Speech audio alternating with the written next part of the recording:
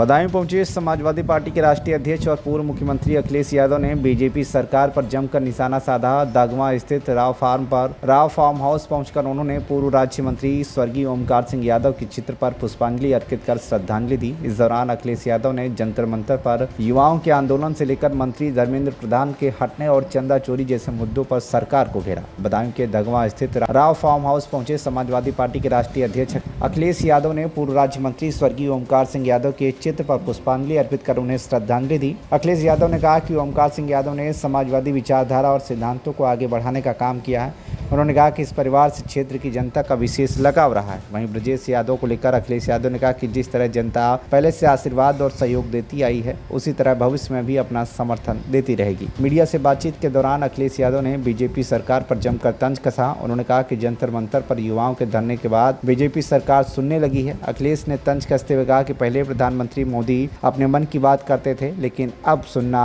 शुरू कर दिया है। वहीं कार्यक्रम में बदायूं सांसद आदित्य यादव, विधायक हिमांशु यादव, सपा जिलाध्यक्ष पूर्व मंत्री सांसद सलीम केसरवानी समेत बड़ी संख्या में पार्टी पदाधिकारी, नेता और प्रतिनिधि मौजूद रहे।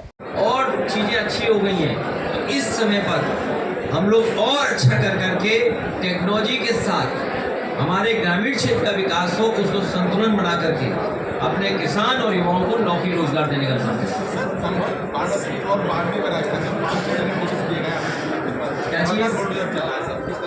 देखिए, बीजेपी चाहती है कि हिंदू मुसलमान का चुनाव हो, नफरत पे चुनाव हो, इसीलिए जानबूझ करके अधिकारियों के माध्यम से इस तरह का काम करा। मैं आपसे कह रहा हूं, पूरा गोरखपुर इलीगल है, पूरा गोरखपुर इलीगल है। लीगल इलीगल कुछ नहीं होता। आप किसी जगह जाओ, अधिकारी जब चाहिए तब इलीगल बना देंगे आपको। अब देखिए, दिल्ली में बीजेपी के लोग सगे किसी के नहीं है।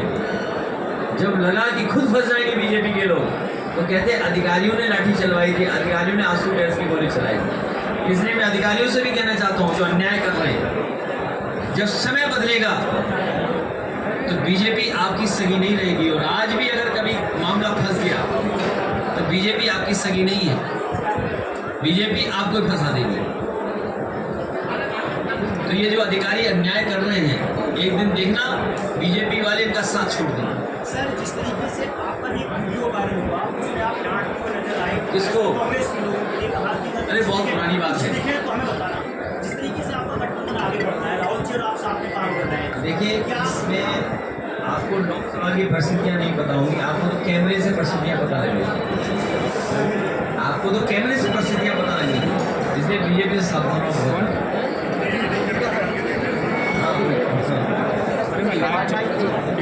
इसलिए एक बार फिर ब्रजेश जी और उनके ओमकार जी के जितने भी हमारे विधायक जी के सेवक साथी और परिवार के लोग हैं, मैं उन सब के दुख में शामिल हूँ।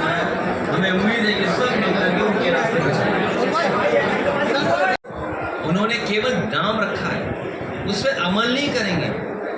कन्नौज में भी नाम बदला है, लेकिन बाबा साहब भीमराव अम्बेडकर के रास्ते पे नहीं चलेंगे। बताओ, ये अनडेमोक्रेटिक काम था कि नहीं था? लाठी चलाना, गोली चलाना, आंसू के गैस के गोले चला देना, लड़कियों के कपड़े फाड़ देना। और देखिए, जो लोग नकारात्मक राजनीति करते थे, यहाँ भी हमारे पत्रकार साथी जानते होंगे कि अगर किसी हमारे साथी ने या किसी ने भी सोशल मीडिया पर अगर एक शब्द भी लिख दिया हुआ सरकार के खिलाफ, तो पुलिस का डंडा आ जाता था उसके पास या मुकदमा दर्ज हो जाता था। लेकिन उन बहनों ने, उन बेटियों ने वो नारे लगाए, वो नारे की तस्वीरें दिखाई जो नकारात्मक राजनीति करते थे। अब नकारात्मक राजनीति करना भूल गए वो लोग। आपकी बात का जवाब दिया था। तो विशेषज्ञों का अगले चुनाव को लेकर काफी प्रयास लगा रहे हैं, किस तरीके का आपका क्या मानना है? हमारे पार्टी में बहुत पढ़े लिखे लोग हैं और हमेशा अनुभव के लोगों का साथ लिया हम लोग, अनुभवी लोगों का हमेशा साथ लिया है और बुजुर्गों से बहुत कुछ सीखने को है। जैसे मान लीजिए ब्रजेश जी बैठे हैं, इनके पिताजी से जुड़े हुए लोगों का या उनके साथ के लोगों का एक अलग अनुभव है, लेकिन इस पीढ़ी का काम करने का तरीका अलग है। लेकिन दोनों मिलकर के करेंगे तो जनता की सेवा ज़्यादा होगी। अगले चुनाव को लेकर कोई तैयारी है टीम के साथ क्या? हम जैसा विशेषक अपने कयास लगा इसके साथ टीएमसी जैसे टीएमसी देखिए इंडिया गठबंधन में हम हैं, इंडिया गठबंधन के हिस्से हैं। दादा को मैं आज से नहीं, दादा को बहुत पहले से जानता हूँ। जब वो पहली बार चुन करके आए थे तब से मैं उनके साथ हूँ। मैं कई बार लोकसभा में उनके साथ रहा हूँ, नेताजी रहे हैं। तो एक हमारा अपना व्यक्तिगत भी उनके साथ संबंध है। बंगाल में कांग्रेस साथ नहीं थी। अरे वो छोड़ो, क्यों बंगाल की बात कर रहे हो? आओ यहाँ देखिए, अभी एक साथी ने जो पूछा, नीट का पूछा था, हाँ अपराध किया भारतीय जनता पार्टी और उसकी सजा प्रभु राम तो देंगे ही देंगे, लेकिन प्रभु राम की गरीब जनता भी इस बार इनका जवाब देगी।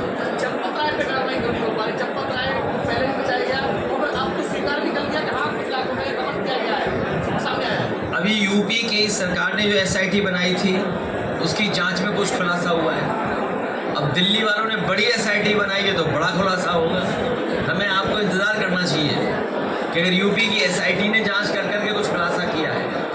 और सोचिए, मुख्यमंत्री जी रिकॉर्ड बना रहे थे, वर्ल्ड रिकॉर्ड अयोध्या जाने का। उन्हें पता ही नहीं कि क्या हो रहा वहाँ। उत्तर प्रदेश के मुख्यमंत्री जी वर्ल्ड रिकॉर्ड बना रहे थे अयोध्या जाने का, लेकिन उनके नाक के नीचे क्या हुआ? सर खुलासे पीछे आप हैं, भाजपा के लिए क्या आपकी तरफ से कहा गया है, थैंक्स बोला गया है, किस तरीके से आपने चंदा चोरी का खुलासा किया, आपको जाता है इसका श्रेय कि अयोध्या में चोरी? ये श्रेय की बात नहीं है। भारतीय जनता पार्टी के लोगों का महापाप जो हुआ है वो देख रहे हैं भारतीय जनता पार्टी के लोग। और लगता तो ये कि अयोध्यावासी, एक ही अयोध्यावासी जानता है, एक अयोध्यावासी जानता है कि इसमें भारतीय जनता पार्टी के लोग शामिल हैं। केवल इसमें शामिल नहीं है, जो जमीन का मामला हुआ है जिसमें प्रभु राम का धन, राम धन, चढ़ावे का धन, उसकी लूट हुई है। क्या कोई कल्पना कर सकता है कि चढ़ावे के पैसे से जमीन ले उसने मुनाफा कमाए? मुनाफा किसने कमाया? ये प्रभु राम की जनता और अयोध्यावासी सब जानते हैं।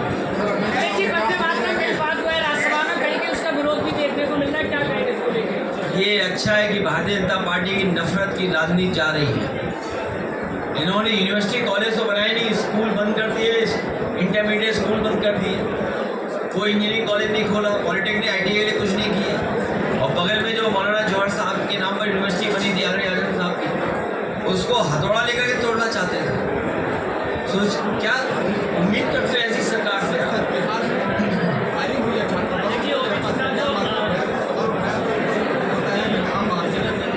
ये सरकार जाने वाली है, और जब जाने वाली सरकार होती है, जो डरे हुए लोग होते हैं वो पावर का इस्तेमाल करते हैं। कौन कौन सी पार्टियां आ रही है पीडीए में 2027 में आपके साथ? पीडीए में जनता आ रही है, पीडीए जनता आ रही है।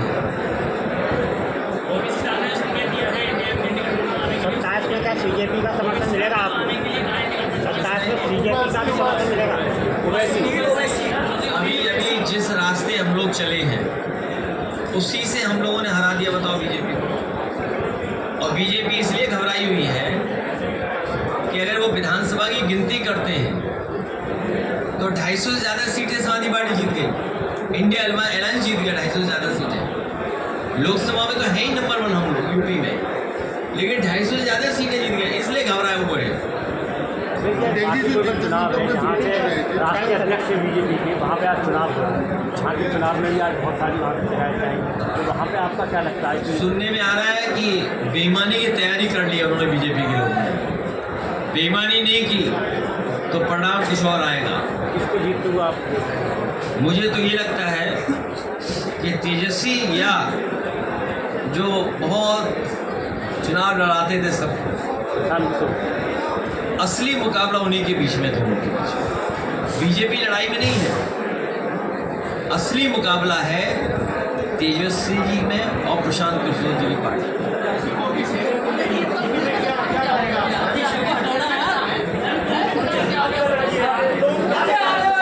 मुझे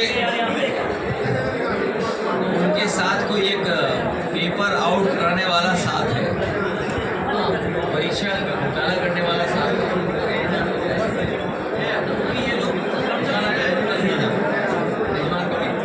ये जो पेपर आउट करने वाला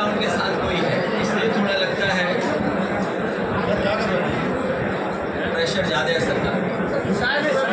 आपके इंडिया की जर्सी का रंग चेंज कर दिया गया है सर, भगवा रख दिया गया है। ऐसा करें, अगली बार आप भी आए तो भगवा पहन करके आए और कैमरे में लेंस लगा दें भगवा वाला, जो सब भगवा दिखाई दे। ये जो राज्यसभा में वंदे मातरम बिल पास हुआ, उसका विरोध देखने को मिलता है, क्या कहेंगे? भारत का झंडा नहीं लगाया इन्होंने, अंडरग्राउंड अनरजिस्टर्ड लोगों ने, जो इनकी मूल पार्टी है, जो जिसके ये पॉलिटिकल विंग है, उसने कभी भी भारत का झंडा नहीं लगाया, राष्ट्रीय गान को स्वीकार नहीं किया, राष्ट्रीय गीत को स्वीकार नहीं किया। अब वो उसके बहाने अपनी राजनीति करना चाहते हैं।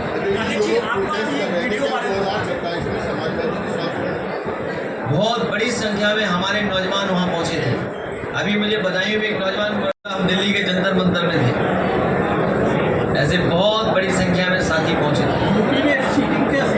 आप ये देखिए, इतनी बड़ी सड़क बनाई, क्योंकि सड़क खराब बनाई इसलिए मुख्यमंत्री चलना ही नहीं चाहते उसमें।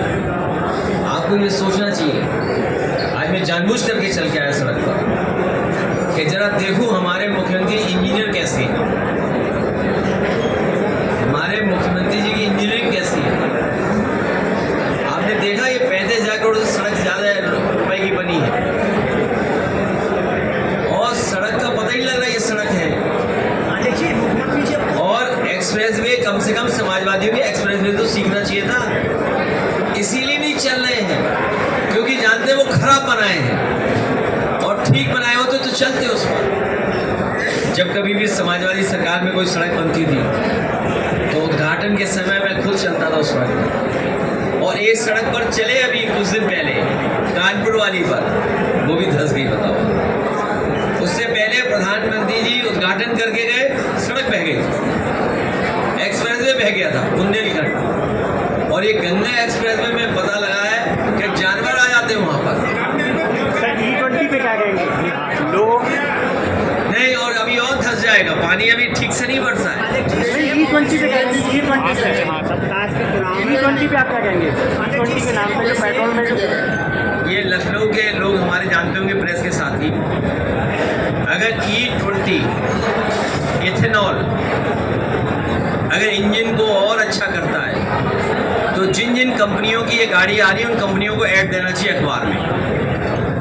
उन कंपनियों को ऐड देकर के बताना चाहिए कि E20 से ये लाभ है, आपका माइलेज इतना अच्छा होगा और मेंटेनेंस ज़ीरो होगा।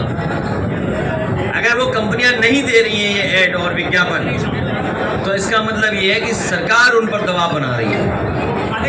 और सुना ये है कि सरकार अपने लोगों को लाभ पहुंचाने के लिए इथेनॉल को पेट्रोल में मिला रहे हैं। क्या ये मुद्दा बनाएंगे और 2027 में? चावल सुना है FCI से बहुत सस्ता दे दिया कंपनियों को, तो मुनाफा किसको हुआ? बीजेपी केवल जेब भरने का काम करती है, अपने लोगों को मुनाफा कैसे मिले ये काम करती है। क्या ये 2027 में मुद्दा होगा, क्योंकि बहुत लोग इससे प्रभावित हो रहे हैं? ये सभी मुद्दे होंगे, और इसके साथ साथ बदायूं और संभल इनके लोगों के साथ कोई अन्याय ना हो, ये मुद्दा होगा। कानून व्यवस्था बेहतर हो, 100 नंबर को और मजबूत किया जाएगा। ये हमारे मुख्यमंत्री जानते ही नहीं है कि 100 नंबर चलती कैसे थी। जैसे माइक का तार खींच देते ना, कई बार इन्होंने डायलेंडर के तार खींच दिए जब से बीजेपी की सरकार आई है। 100 नंबर का तार खींच दिया इन्होंने। ये पुलिस को जगह जगह खड़े रहना था, अच्छी गाड़ियाँ मिलनी थी, 100 नंबर खराब कर दिया, एम्बुलेंस खराब कर दी। बताइए, फ़ोन करने पे एम्बुलेंस आती थी, मुख्यमंत्री जी को पता लगा ये एम्बुलेंस क्यों जा रही है टाइम से, इसके भी तार खींच दो। अब एम्बुलेंस का क्या हालत है? मेडिकल कॉलेज दिया यहाँ पर कि बदायूं की जनता को और आसपास की जनता को कहीं इलाज के लिए नहीं भागना पड़े, यहीं पर इलाज हो जाए। मेडिकल कॉलेज बर्बाद कर दिया, PSC बर्बाद कर दिए, और स्वास्थ्य विभाग ऐसा कर दिया कि स्वास्थ्य विभाग का खुद ही इलाज कराना पड़ेगा। स्वास्थ्य विभाग का भी स्वास्थ्य खराब हो गया, स्वास्थ्य विभाग को भी दवाई की जरूरत है। देर से समाजवादी पार्टी जो देर से प्रत्याशी घोषित करती है, क्या उससे मन में हमने तय कर लिए सब प्रत्याशी, आजकल सीएम घोषणा करता हो जाएगी। बड़ा नाराज है। जब हमारा तुम मन पढ़ लोगे तब। कभी दिल्ली से नाराज हो जाते हैं। कौन?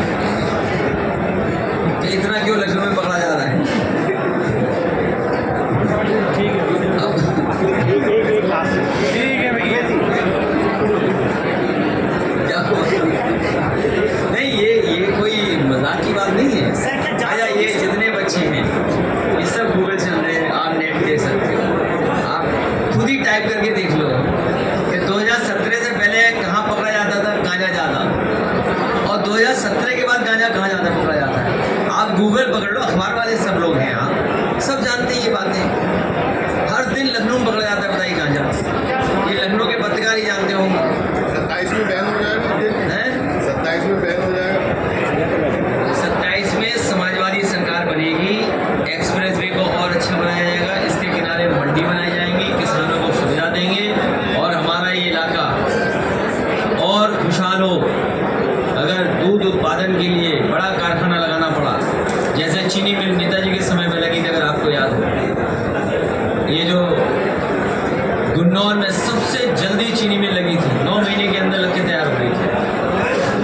अगर हमें दूध उत्पादन का और किसानों की फसल के लिए मंडी और किसानों को सुविधा के लिए अगर हमें कोई बनाना पड़ेगा तो बनाएंगे, जिससे हमारा किसान खुशहाल हो और नौजवानों को नौकरी रोजगार से जोड़ने के लिए इस एक्सप्रेसवे के किनारे कुछ बड़े काम कर करके इनको रोजगार नौकरी देने का बड़े जो बंद स्कूल है उनके चालू करेंगे। और लैपटॉप तो आज भी चल रहा हो हमारा वाला, सोचिए किस जमाने में दिया था, और अब तो AI का ज़माना आ गया, AI का ज़माना आ गया, इतने प्लेटफॉर्म आ गए। और ये जो गांव-गांव आपको दिख रहा है इंटरनेट, याद करना 2017 से पहले समाजवादियों की देन है कि गांव-गांव पेनिट्रेशन कर दिया, ये बीजेपी की देन नहीं है। इसलिए आने वाले समय में जब टेक्नोलॉजी कम थी या टेक्नोलॉजी की जानकारी कम थी, तब देखिए डायल एंड डील जैसी व्यवस्था लागू कर दी थी। धन्यवाद देता हूँ। साथ ही साथ बहुत बड़ी संख्या में समाजवादी पार्टी के लोग और हमारे पूर्व विधायक मंत्री जो आज हमारे बीच में नहीं हैं, उनके सभी परिवार सहयोगी साथी यहाँ पर मौजूद हैं और दुख के समय पे हम एक दूसरे से मिलकर के दुख बांट रहे हैं और उनके बातों को याद कर रहे हैं। हालांकि विधायक जी का पूरा जीवन लोगों की सेवा में निकल गया और संघर्ष कर करके उन्होंने राजनीति में अपना स्थान बनाया, विचारों को लेकर के चले और समाजवादी सिद्धांतों को उन्होंने और मजबूत किया। नेताजी का साथ और समाजवादी कार्यक्रमों के साथ वो हमेशा लगे रहे, संघर्ष करते रहे और हर व्यक्ति के दुख दर्द में शामिल होते रहे। जो व्यक्ति जनता के बीच में रहता है, उसके सामने कितनी भी कठिन परिस्थितियां आए तो जनता उसका साथ देती है। कठिन परिस्थितियों में भी वो जनता ने उनका साथ दिया।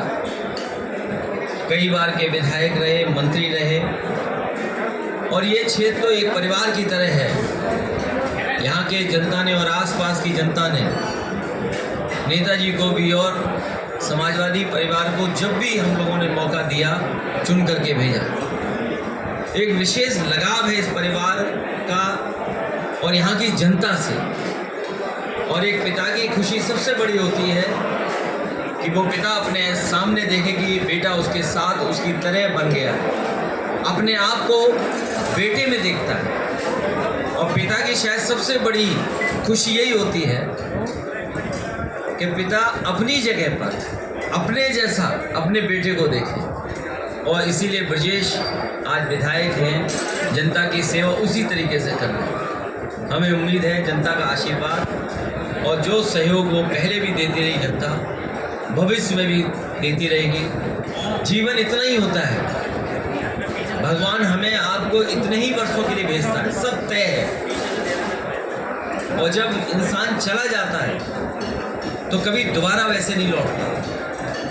हम उसे याद कर सकते हैं, उसकी बातें याद कर सकते हैं, उसका काम याद कर सकते हैं। उसके सहयोगी साथी जो साथ रहते हैं वो अपने साथ समय गुजारा वो याद करते हैं। और इंसान या पहचान इतने जल्दी नहीं बनती है, समय लगता है उस बनने में। अपनी पहचान बनाना और जनता को सम्मान देना और जनता से सम्मान मिलना सबसे मुश्किल काम होता है। उस सफ़र पर विधायक जी रहे, आज पूरा परिवार उसी रास्ते पर। बदायूं की जनता का मैं धन्यवाद देता हूँ कि बदायूं की जनता और आसपास के संभल, रामपुर, मुरादाबाद, जहाँ तक मैं कह सकता हूँ, जनता ने हमारा साथ दिया, पार्टी का साथ दिया। एटा के हमारे सांसद भी हैं देवेश, हमारे साथ हमारे क्षेत्र के रहने वाले लेकिन एटा और कासगंज की जनता ने उन्हें स्वीकार किया और इनका सम्मान बढ़ाया, उन्हें लोकसभा में भेज दिया। आज हम सब मिलकर के एक समाजवादी लड़ाई और पीडीए की लड़ाई और सामाजिक न्याय की स्थापना के राज के लिए लड़ाई लड़ रहे हैं। हमें पूरा भरोसा है आने वाले समय में पीडीए सामाजिक न्याय के राज की स्थापना के लिए पीडीए के लोग मिलकर के सरकार बनाएंगे। देखिए, जिस तरीके से 12 साल में केंद्र की सरकार का पहला इस्तीफा हुआ, विपक्ष का एजेंसी एकत्र थे, क्या आपका कोई मूवमेंट तैयार है आने वाले समय में कि जिस तरीके से तमाम और भी बहुत मुद्दे हैं देश के अंदर? मुझे खुशी है इस बात की, न केवल दिल्ली में बल्कि पूरे देश में नौजवान और छात्र और नई पीढ़ी के लोग निकल करके आ गए और एक ऐसा आंदोलन छिड़ गया देश में कि सरकार को झुकना पड़ा। और वो नारा याद होगा, जंतर मंतर से उन छात्र नौजवानों लगाया था, झुकती है सरकार, झुकाने वाला चाहिए। जो सरकार अपने आप को ये कहती थी कि हम नहीं झुकेंगे, अंतर्गतवाद छात्र नौजवानों के उस आंदोलन के बाद उन्हें झुकना पड़ा। और सच्चाई तो ये है, प्रधानमंत्री जी को बचाने के लिए मंत्री प्रधान को हटना पड़ा। और जो घटनाक्रम हुआ है, प्रधानमंत्री तो अपनी मन की बात कहते रहे, उनकी मन की बात तो आपने सबकी सबने सुना। गृह मंत्री जी की मन की बात हम लोग नहीं सुन पाए। और सच्चाई ये है कि सांसदों जितने भी थे भारतीय जनता पार्टी के, उनके मन की बात सुन ली प्रधान जी ने और इस्तीफा दे दिया, क्योंकि वो सभी सांसद संकट में थे। वो सोच रहे थे ये मुसीबत कैसे हटे, इस मुसीबत से कैसे बचें। तो प्रधानमंत्री जी की मन की बात तो हम लोगों ने सुनी, आपने सुनी। गृह मंत्री जी के मन की बात नहीं सुन पाए। और जितने भी सांसद थे भारतीय जनता पार्टी के, उनकी मन की बात मंत्री जी ने सुन ली और इस्तीफा दे दिया। तो इस्तीफा तो हुआ है, मंत्री गए हैं, लेकिन सरकार बच गई। सुप्रीम कोर्ट ने पैरेलल जंग से घायल हुए छात्रों की इलाज कराने के निर्देश दिए। कहा है कि उस दौरान जो भी हथियार। अब आप देखिए, लोकसभा में सभी विपक्ष के लोग ये मांग कर रहे थे कि स्टेटमेंट सरकार की तरफ से आ जाए। लाठी खाने वालों को पता है किसने लाठी मारी। जिसने लाठी खाई, आंसू गैस का मुकाबला किया, या कार वाली लाठी का मुकाबला किया, या पैलेट जो गन चली उसका मुकाबला किया। उन्हें पता है कि किसने चलाया है, लेकिन चलाने वाले नहीं बता रहे किसके इशारे पे चलाया है। जो खाया है, जो दुख पीड़ित रहा, उसे पता है कहाँ से चली है लाठी, लेकिन जिसने लाठी चलाई है उसे नहीं पता है कि किसके आदेश पे वो लाठी चली है। लेकिन डेमोक्रेसी में, लोकतंत्र में, जो सरकार सुनती नहीं थी, कम से कम अब सुनने लगी, सुनने की बात करने लगी है। लेकिन अभी हमारे उत्तर प्रदेश के मुख्यमंत्री को समझ में नहीं आ रहा है, उन्हें अभी भी समझ में नहीं आ रहा है। लेकिन बनारस की रैली के बाद शायद समझ में आ गया होगा। एक लाइन में लोग बैठे थे, बाकी लाइनें खाली थी। ये तो सब कैमरे ने देखा है। देखिए, भदोई का नाम बदल दिया गया है। कहा गया कि आप लोगों ने भी पहले संत रविदास नगर से तो भदोई किया था। हमें उम्मीद है, हमारे पत्रकार साथी ने बहुत अच्छा सवाल पूछा कि उन्होंने भदोई का नाम बदल दिया। अच्छी बात है। वो कहावत भी आपको याद होगी, मन चंगा तो कटौती में गंगा। गंगा बगल में ही है यहाँ तो। मन चंगा तो कटौती में गंगा। ये संत जिनके नाम पर भदोई का नाम रखा गया, उन्हीं का है। हमें उम्मीद है कि जो संत रविदास जी के नाम पर जिले का नाम रखा, कम से कम उनको पढ़ेंगे, उनके विचारों को अपनाएंगे। ये जो एकरंगी लोग हैं, कभी भी उनके विचारों पे नहीं चल सकते। अगर शायद मुख्यमंत्री जी ने विचार पढ़े होते, ये तो मुख्यमंत्री वो है जो जिन्हें हाथा नहीं भाता, जिन्हें हाथा नहीं भाता, तो वो विचारों को नहीं पढ़ रहे हैं। जब उनकी कुर्सियां खाली रह गई तो उन्हें लगा कि जोड़े कैसे। बदायूं से जगवीर सिंह की रिपोर्ट, TV1 इंडिया न्यूज़।